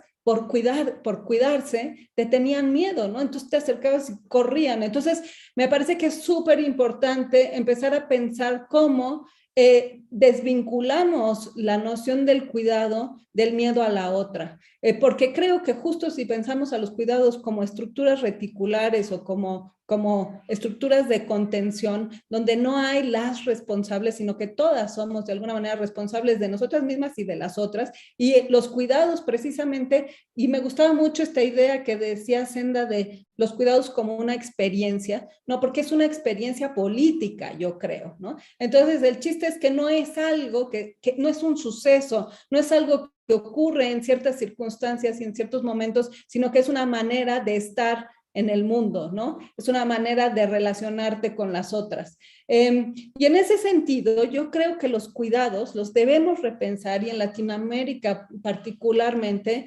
en términos colectivos. Es decir, el punto no es cómo nos hacemos chiquitas y nos cuidamos entre nosotras, a los familiares, a las familiares, sino cómo nos ampliamos de manera que justo haya estructuras de contención, ¿no? Y yo pienso, y cuando pensaba en los cuidados, pensaba en las vacunas, por ejemplo, ¿no? La pandemia nos ha dado mucha oportunidad, creo yo, de repensar esto.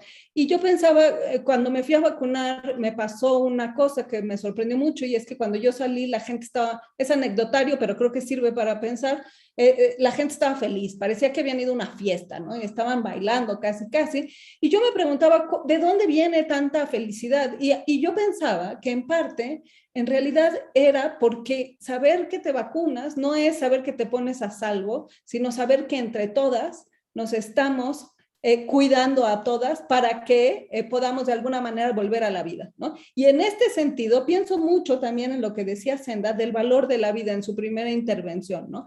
Y cómo justamente cuidar tiene que ver con valorar la vida, pero en todas sus dimensiones, en la densidad que tiene la vida, la noción de vida y la manera de vivir. Es decir, la vida no tiene que ver con sobrevivir, tiene que ver con tener un montón de experiencias y relaciones, de ponerte en riesgo. La vida, por eso hablaba yo también de la dualidad vida-muerte, ¿no? Entonces no se trata de ponerte en riesgo, pero sí se trata de saber que la vida es también en cierta medida estar en riesgo, y que en ese sentido cuidarse es seguir viviendo, ¿no? Pero seguir viviendo con esa profundidad de la vida. Y ya por último, Es que iba a decir otra cosa, pero ya se me fue.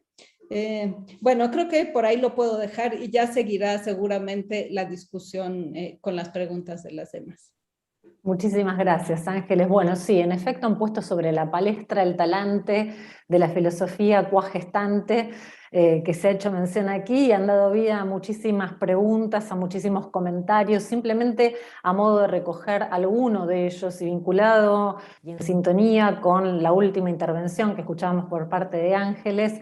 Se pregunta, entre otras cuestiones, insisto, a propósito de en la relación con la subjetividad y cómo repensarla precisamente a la vera de este repensar los cuidados. Sé que la filosofía no es amiga del urgente, sé que dista mucho esto de intentar ser un cierre, pero estamos aproximándonos ya al horario en que debemos estar dejando lamentablemente esta tan rica conversación, pero les agradecería a cada uno de ustedes si en un minuto pudieran dar cuenta de este aspecto, ¿no? De cómo repensar la subjetividad a la vera de este repensar los cuidados. Si les parece, comenzamos con Senda, luego seguimos con Carolina, Ángeles y Alejandra, por favor.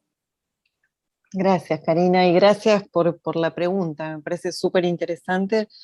Creo que muy clarito, creo que todas nosotras hemos hablado de subjetivación, ya asumiendo un corrimiento crítico respecto de esta idea de subjetividad, que en la historia de la filosofía está vinculada al menos a una forma sujeto, conciencia, digamos, a una unidad base que opere como identidad de alguna manera fijante, ¿no? O natural. Entonces acá lo que estamos haciendo es desafiar todas esas construcciones naturalizadas justamente y que tienen una inercia identitaria que nos ahorraría de pensar, ¿no? Dinámicas como las que estamos pensando acá. Y creo que en ese sentido, leí por ahí de idealizar el cuidado y eso, creo que esa es la subjetividad que viene dada, ¿no? Con el cuidado, con los roles ya y los actores, o sea, la imagen de la piedad, la madre y el niño, el sacrificio, ¿no? Que viene con el cuidado, que básicamente el tema es justamente esto, es ponerse en segundo lugar para que ocurra y entonces que ocurra una especie de donación que no tendría el tono del intercambio, porque por eso es cuidado. Y creo que frente a todo ese paradigma, digamos, que nos habita culturalmente y del cual es muy difícil salirse, porque es muy difícil todavía poder concebir otras subjetividades, sí está, mientras tanto, hasta que nos demos cuenta, porque en el fondo a los cuerpos no les interesa eso, es otras experiencias de la subjetividad, que son estos modos en los cuales nos vamos subjetivando unas a otras de otra manera, y yo creo que ahí sería un error, acaparar, digamos, esta idea como de contra ese cuidado, una transgresión, y entonces dar vuelta a los lugares, y volvemos a esquemas verticales cambiando el actor al que disputamos la autoridad, ¿no? Y creo que es más interesante abrir justamente este juego de subjetividades en plural, de una subjetividad haciéndose, y que permita dar pistas también, justamente para elaborar las buenas políticas de cuidado, es decir, políticas que no dejen capturado al cuidado en una subjetividad conservadora, materna, gestante únicamente, vertical, sino que justamente sean capaces de abrir a una transversalidad más extensa. Y ya porque hablo mucho, perdón. Muchísimas gracias y lo lindo que es escucharte, Senda. Le damos la palabra por favor a Carolina, Gracias. cuando guste. Eu não sei se eu saberia descrever outro processo de subjetivação que não seja o processo de cuidar de si. Eu não acho que a história da filosofia tenha respondido isso de uma maneira melhor do que os antigos pensaram isso. E eu acho que os antigos pensaram isso do ponto de vista de que nós não somos unificados, essa ideia de que nós temos uma unidade é completamente ilusória, e é nesse processo de cuidado de si e do outro que nós viramos alguém. E eu acho que isso está bastante claro no que é o pensamento socrático e o que é um diálogo. E eu acho que isso está no fundo dessa minha intuição de que todos devemos cuidar, porque a experiência de cuidado é uma experiência de se questionar, de se colocar a questão de onde está a felicidade, onde está a virtude, para onde cuidar, para quê, e sempre cuidar. Cuidar é sempre do outro nesse sentido, porque é de si mesmo enquanto o outro, porque nós não temos essa identidade. E é nesse processo que nós ganhamos alguma unidade pessoal. Eu só vejo esse modo de subjetivação, eu não acredito em nenhum outro. Muchísimas gracias, Carolina, también por tu intervención, y le pasamos la palabra entonces ahora a Ángeles. Gracias. Bueno, lo que dijeron las compañeras lo suscribo. Creo que en efecto hemos estado hablando de subjetivación y desde mi perspectiva es un proceso. Y en ese sentido creo que todas somos siempre el proceso y que estamos en continua construcción, conformación y que somos siempre en parte las otras. O sea, una es también las otras, ¿no? Entonces, desde esa perspectiva yo creo que como dijo Carolina hace un momento, la subjetivación y el cuidado son dos caras, es una forma de cuidarse una misma. Y yo creo que no puede una cuidar a las demás si no se cuida primero así. En ese sentido, el establecimiento de límites, justamente cuando contienes y cuando sueltas, también para ti, no solo para las otras, ¿no? Sino para una misma. Entonces yo creo que ese equilibrio de siempre, la otra no es que solo te dé un espejo, también creo que en un sentido es un cristal, ¿no? Que te permite atravesar y mirar desde otro lado y a veces no desde esa mirada, sino tratar de mirar a esa persona y descubrir de ella todo lo que tú no eres, ¿no? Y entonces ese proceso de subjetivación también te ayuda a comprender cómo cuidarte a ti y cómo introducirte en estos procesos colectivos, que algo que me faltó decir y me importa mucho es que el cuidado creo que no solo es de las personas, sino también del entorno y del ambiente, ¿no? Y que hoy tenemos que pensar necesariamente que cuidarnos a nosotras mismas y a las demás es cuidar nuestro entorno inmediato. Y ya, ahí lo dejaría.